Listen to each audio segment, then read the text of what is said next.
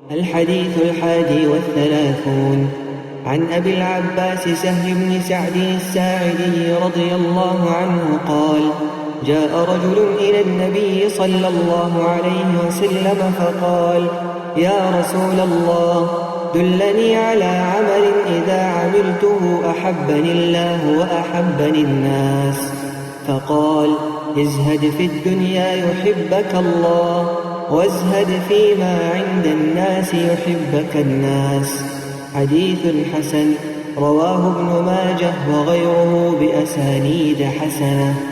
سهل كر سعد ساعدي خودج رزيبت بجد ظلمك هاتنك پیغمبری صلاف لبنو گوت: ای پیغمبر خوده، کارکی نشامن بده اگر من او کر خوده حجمن بکت و مروف جی حجمن بکن. گوت: دل خو نبه دنیای خوده ده حشتکت و دل خو نبه ویتشته ات دست خلکی ده هی مروف ده حشتکن. ابن ماجه ود گوهزت.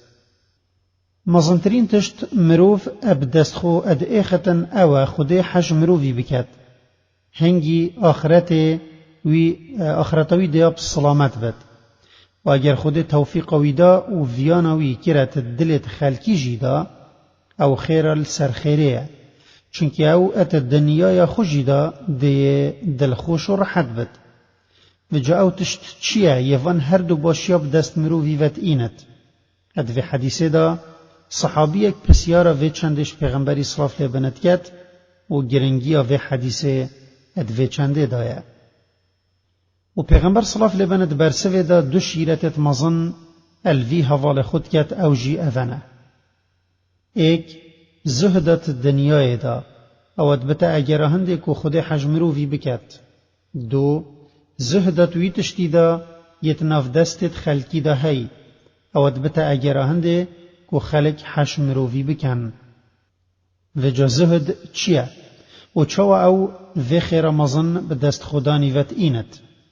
دم امد بجین فلان کس اد فلان تشتی دا یزاهده، یعنی او دل خو نابت وی تشتی، چونکه او تشتل نکوی بی بهایه و تشتکل نک مروفی بی بها نابت حتی مروف تشتکی دی یشوی بهاتر نبیند.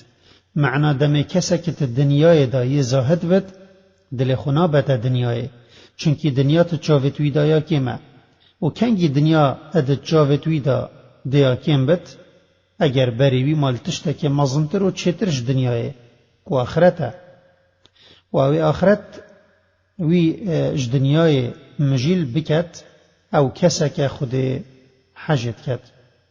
و او کسی زهده ادوی تشتیدا بکتن یت دست خلکی ده هی کو پرطال دنیای ادویت بریویل تشتکی دیه گرنگتر بد کو پرطال آخرته و مروف طبیعت خو حجوی کسی ادکن یململانت گل و نکت ادوی تشتیدا یا او حجت کن.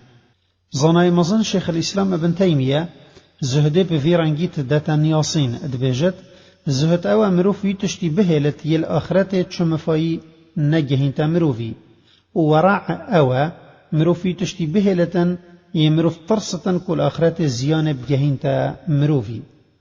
مفاید حدیثه ایک اف حدیثه ورکی بو ما اشکرات کتن یا اگر عمل بچین خود حجمه بکت و خلق جی حجمه بکن.